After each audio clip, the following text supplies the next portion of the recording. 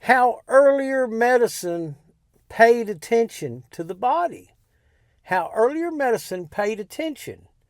One thing that quietly worries many retirees and people in general, though people don't always say it out loud, talk about it, it's the feeling that medicine has become so rushed or toxic or just too much overprescribed prescriptions. A person goes into the clinic nowadays, sits in the waiting room, fills out all this paperwork, and then finally gets called back. The doctor walks in, glances at a screen, and asks a few quick questions, maybe writes a prescription, and the whole visit's over in 10 minutes. Do you feel like you've been paid, given attention, or studied? Now, sometimes that prescription helps, and sometimes it's necessary. But many people walk out of the office feeling like something important was missing. They feel like no one really took the time to see the whole picture of what's going on inside their life and to observe their body. It's like it's just stamping meat. Now, it's not always the case, but in many cases it feels that way. Now, that feeling is not just your imagination. Earlier medicine often worked very differently. It's your instinct. If you go back into the 1800s and early 1900s, a physician often spent a great deal of time simply observing the patient. They watched how a person walked in the room. They listened carefully to how they spoke. They paid attention to the skin color, skin tone, the breathing, their appetite, sleep patterns. They inquired about their digestion. How's your mood been? They looked at their hands, the eyes, the posture. It was slower medicine, yeah. In many cases, the doctor knew the patient for years. Now, even sometimes, decades, they'd grown up with them or brought them into the world. They understood the family, the habits, the stresses of their overall daily life. Now, they just weren't treating a symptom. They were observing a system. That word system matters. Your body is not a machine with all these separate moving parts that operate independently. It's more like a living landscape, a specimen created by God, where everything influences everything else. It's a domino reaction. Sleep affects energy, minerals affect the nerves, sunlight affects your mood, hydration affects circulation, stress affects digestion. Over time, the body keeps record of all of this. Earlier physicians, they understood something very, very important. Before you intervene, you observe. They understood that if you rush to fix something without understanding the environment that produced all of this, you may only be treating the surface. Now, retirees and people older today are in a unique position. Many of you lived long enough to see how your own body changes over decades. You've got to know yourself. You have experienced seasons of strength, seasons of fatigue, seasons of stress. You remember it, and seasons of recovery. You've seen how food affects you, how sleep affects you, how sunlight affects you. In many ways, you already possess the most valuable medical record there is, your own observation. But modern life sometimes discourages people from trusting those observations. They put doubt. They make you trust the drug, the pharmaceutical. People are often told to ignore those signals coming from their body and simply rely on outside instructions, diagnosis. Yet earlier medicine placed great value on the patient's awareness. For example, physicians once paid close attention to mineral balance long before modern lab tests existed.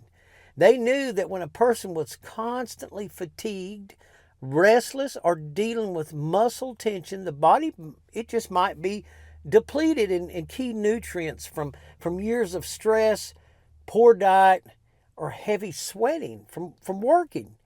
They also understood the importance of water quality. We talk about this a lot, and water is so important. It's not just drinking fluid of water, but water that actually supports the body rather than flushing it empty.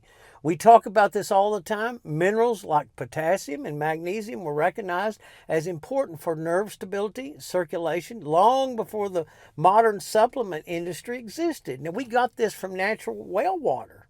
And, sleep. Sleep was also considered a central part of healing. I want to reinforce all of these things. These are your basic foundations. Now, earlier physicians often emphasized rest as the foundation of recovery. They understood that the body repairs itself during the sleep in ways no medication could ever replace. And sunlight, something people today sometimes avoid, was once considered a powerful ally in maintaining health. Time outdoors was encouraged not just for exercise, but for balance of mood and energy. Many people in the hospitals at the time would be wheeled outside to get sunlight. Now, none of this means modern medicine has no value. Of course, it does. We've advanced tremendously. We have many tools and electronics that help diagnose. Emergency care, surgery, and advanced diagnostics have saved countless lives.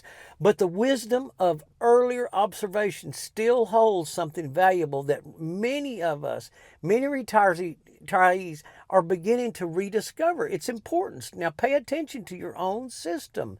Notice how your body responds to different foods. Don't fall in line at a clinic and be stamped like meat.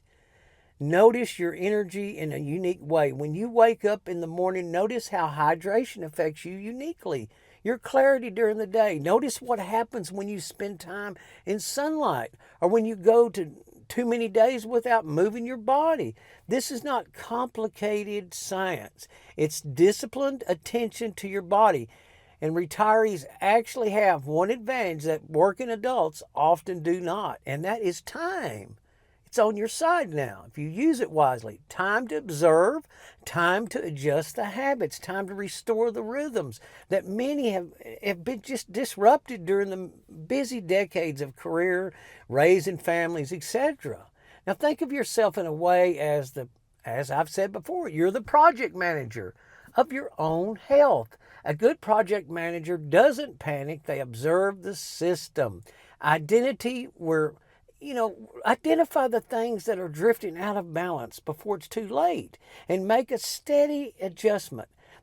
Monitor progress. Now, correct the course when needed slightly. Stay calm and deliberate. Now, your body works in this same way. Small daily actions accumulate over years. Minerals matter so much. Hydration matters so much. Sleep matters so much. Periods of rest and even occasional fasting can give the system time to reset and rebalance. These things are not dramatic, but they are powerful when practiced consistently. Earlier physicians respected these slow forces of health because they watched people carefully over long periods of time. And retirees today, you can reclaim that same wisdom simply by becoming attentive again. Your body is not your enemy. Age is not your enemy. It's a record keeper. It tells a story about how life has been lived over decades. It tells you the truth. And the good news is that the story is still being written.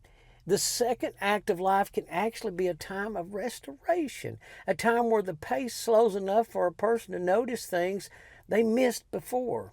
Now, this time where experience turns into wisdom, this is a threshold that it can be passed along to children, grandchildren, neighbors, and friends, a society. Health is not something you chase like a target far out in the distance.